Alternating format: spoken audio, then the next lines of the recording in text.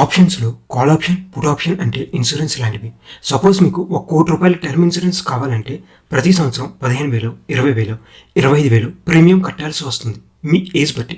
ఒకవేళ అన్ఫార్చునేట్లీ ఆ ఇయర్లో మీకు ఏమైనా అయితే మీ ఫ్యామిలీకి ₹1,00,00,000 ఇన్సూరెన్స్ వస్తుంది. ఒకవేళ ఏమీ కాకపోతే మీరు కట్టిన ప్రీమియం మీకు తిరిగి రాదు. అలా ప్రతి సంవత్సరం మనం ఇన్సూరెన్స్ కావాలంటే రెన్యూవల్ చేసుకోవాల్సి వస్తుంది. ఈ ఆప్షన్స్ కూడా మీ దగ్గర ఉన్న షేర్స్ని మార్కెట్ అప్ అండ్ డౌన్స్ నుంచి కాపాడుకునే ఇన్సూరెన్స్ కాంట్రాక్ట్స్ లాంటివి.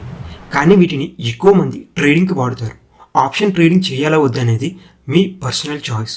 జిరోదా లాంటి పాపులర్ బ్రోకర్లోనే ఎప్పుడు లాగిన్ అయినా ఆప్షన్ ట్రేడింగ్ చేసే వాళ్ళలో 10 మందిలో 9 మంది లాస్ అవుతారు అని చూపిస్తుంది. ఇంకా ఈ ఆప్షన్స్ ట్రేడింగ్ చేసే ప్రాసెస్లో మనం పే చేసే ట్యాక్సెస్ అండ్ ట్రాన్సాక్షన్స్ కాస్ట్స్ వల్ల గవర్నమెంట్ అండ్ బ్రోకర్స్ ప్రాఫిట్ పొందుతారు.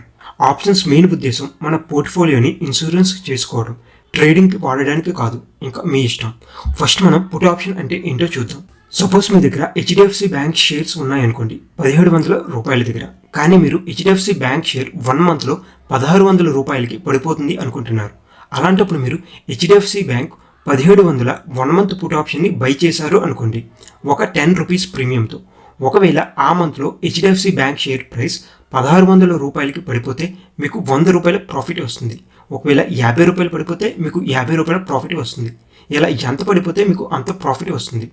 ఒకవేళ పడిపోకుండా అలాగే ₹1,700 దగ్గరే ఉండిపోయినా లేదా అంతకన్నా పెరిగినా మీరు కట్టిన ప్రీమియం మాత్రమే మీకు లాస్ అవుతుంది. ఎలాగో షేర్ ప్రైస్ పెరిగింది కాబట్టి మీ పోర్ట్ఫోలియో వాల్యూ కూడా పెరుగుతుంది. ఇక్కడ పోర్ట్ఫోలియో అంటే మీరు స్టాక్ మార్కెట్లో ఇన్వెస్ట్ చేసిన మొత్తం అమౌంట్. సో పుట్ ఆప్షన్ అంటే ఇన్సూరెన్స్, మరి కాల్ ఆప్షన్ అంటే కాల్ ఆప్షన్ కూడా ఇన్సూరెన్స్ లాంటిదే. కానీ ఇక్కడ షేర్ ప్రైస్ తగ్గితే కాదు పెరిగితే మనకు ప్రాఫిట్ వస్తుంది. సపోజ్ ఈ హెచ్డిఎఫ్సి బ్యాంక్ ఎగ్జాంపుల్లోనే ₹1,700 దగ్గర ఉన్న షేర్ ప్రైస్ మీరు ₹1,800 1 మంత్లో అవుతుంది అనుకుంటున్నారు అనుకోండి.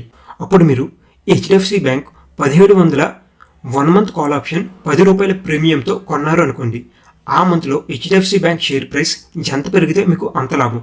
ఒకవేళ పెరగకపోతే మీ ప్రీమియం లాస్ అవుతుంది అంతే. అయితే ఇక్కడ మీకు ఒక డౌట్ రావచ్చు, డైరెక్ట్గా షేర్ కొనకుండా కాల్ ఆప్షన్ ఎందుకు అంటే, ఆప్షన్ ట్రేడింగ్ కానీ ఫ్యూచర్ ట్రేడింగ్ కానీ ఒక్కో షేర్కి చేయలేం. ప్రతి స్టాక్కి ఒక లాట్ సైజ్ ఉంటుంది.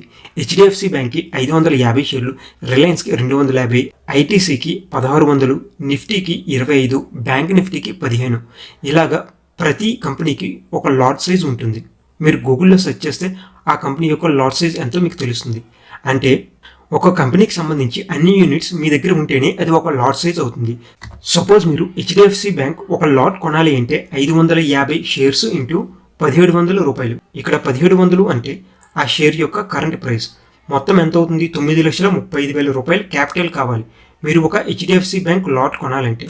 అదే మీరు ₹10 ప్రీమియంతో కాల్ ఆప్షన్ కొంటే 550 షేర్స్ ఇంటూ ₹10 ప్రీమియం ₹5,500తో అయిపోతుంది. ఒకవేళ మీరు అనుకున్నట్లు షేర్ ప్రైస్ పెరగకపోతే మీ ప్రీమియం మాత్రమే లాస్ అవుతారు. ప్రాఫిట్ అయితే ఇక్కడ అన్లిమిటెడ్. సో పుట్ ఆప్షన్ని షేర్ ప్రైస్ తగ్గుతుంది అనుకునేటప్పుడు ఇన్సూరెన్స్ గాను, కాల్ ఆప్షన్ని షేర్ ప్రైస్ పెరుగుతుంది అనుకునేటప్పుడు తక్కువ క్యాపిటల్తో ప్రాఫిట్ పొందడానికి వాడుకోవచ్చు. ఒకవేళ మన దగ్గర షేర్స్ ఉన్నా కూడా అవి అమ్మేయకుండా కాల్ ఆప్షన్ ద్వారా ప్రాఫిట్ పొందొచ్చు. ఈ హెచ్డిఎఫ్సి బ్యాంక్ ఆప్షన్ ఎగ్జాంపుల్లో దాని ప్రైస్ 1,700 దగ్గర ఉంది అని మనం మాట్లాడుకున్నాం. ఆ ప్రైస్ దగ్గర కొనేటప్పుడు దాన్ని ఎట్ ద మనీ ఆప్షన్స్ అంటారు. మనం నెక్స్ట్ వీడియోలో at the money, in the money, out of the money options గురించి తెలుసుకుందాం.